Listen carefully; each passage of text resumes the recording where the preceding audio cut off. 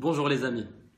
Alors quand on se dit à nous-mêmes je vais enfin commencer la musculation ou je vais enfin prendre le contrôle de mon alimentation parce que j'ai envie d'un meilleur corps et que je le mérite vraiment, on a tous un physique idéal en tête vers lequel on aimerait tendre. Par exemple pour nous les hommes, on fait souvent référence à des physiques comme celui de Brad Pitt dans le film Troy, Ryan Gosling dans le film Crazy Stupid Love ou plus récemment Ryan Reynolds dans le film Deadpool. Pour vous les femmes, je n'ai pas d'idée exacte des références que vous prenez quand vous pensez à un physique idéal et que vous commencez à faire du sport. Mais juste pour donner un exemple, on va dire Jessica Alba dans le film Into the Blue. Avant de rentrer dans le vif du sujet, j'aimerais quand même préciser quelque chose qu'il me semble important de clarifier à ce niveau. Je ne suis pas là pour fixer des standards de physique idéal. Ceci n'est pas une vidéo à composante morale. Si vous êtes content de votre physique aujourd'hui, c'est très bien, je suis très content pour vous.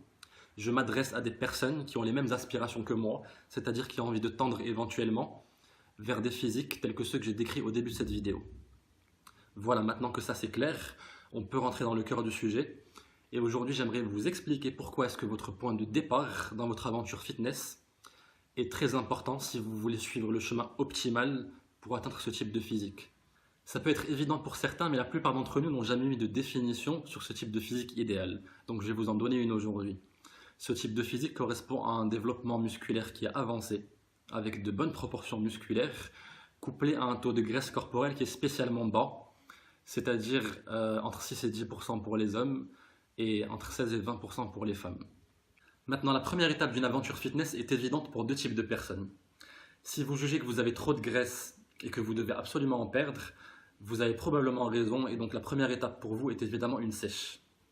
Si de la même manière vous jugez que vous êtes trop maigre, que vous n'avez pas de graisse apparente et que vous devez absolument prendre de la masse, encore une fois la réponse est évidente et votre première étape sera une prise de masse musculaire.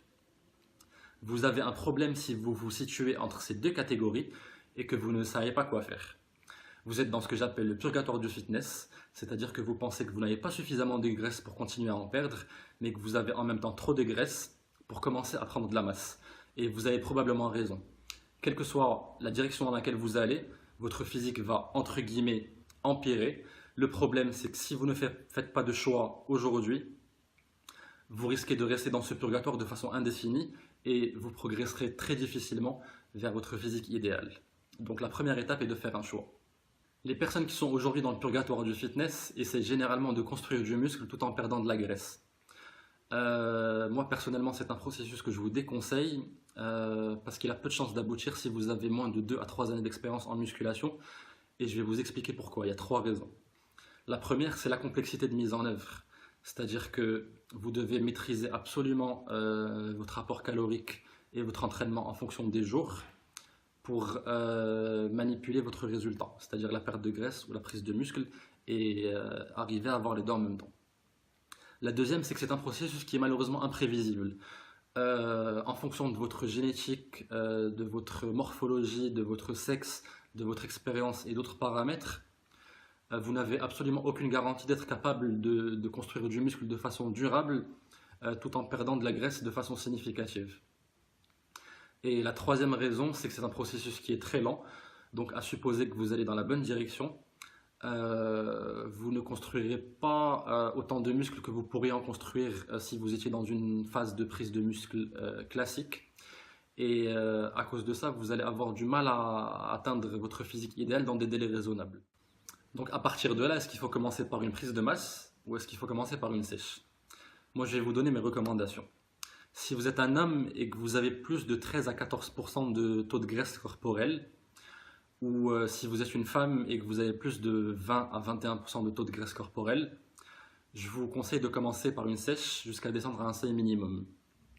Alors ce seuil minimum pour les hommes, je le situe autour de 10% et pour les femmes, je le situe autour de 18%.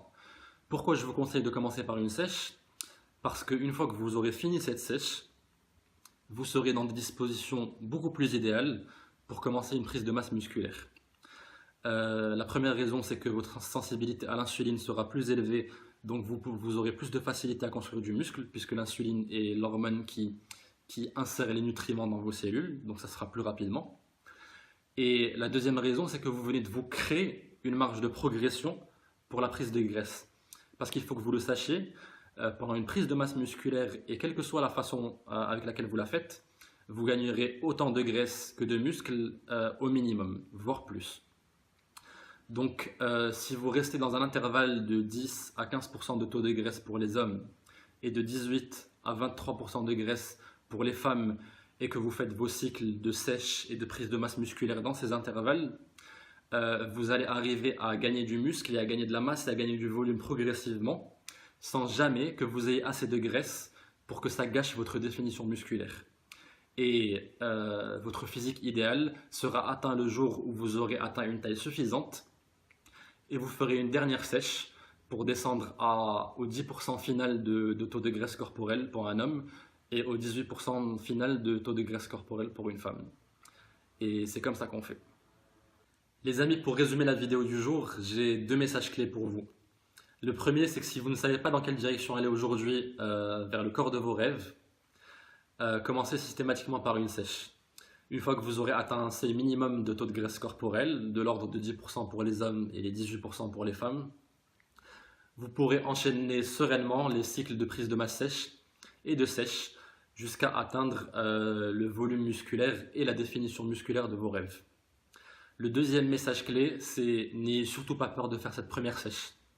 Parce qu'aujourd'hui, si vous n'avez pas de masse musculaire ou très peu de masse musculaire, vous allez sûrement avoir l'air très petit à la fin de cette sèche, mais c'est pas grave. C'est un prix que vous devez payer pour avoir le potentiel d'atteindre votre physique idéal de façon optimale et plus rapidement et plus facilement. Il n'y a pas d'œuvre d'art qui n'a pas été faite à partir d'une toile vierge, et il n'y a aucune route qui n'a pas été construite sur un terrain vague.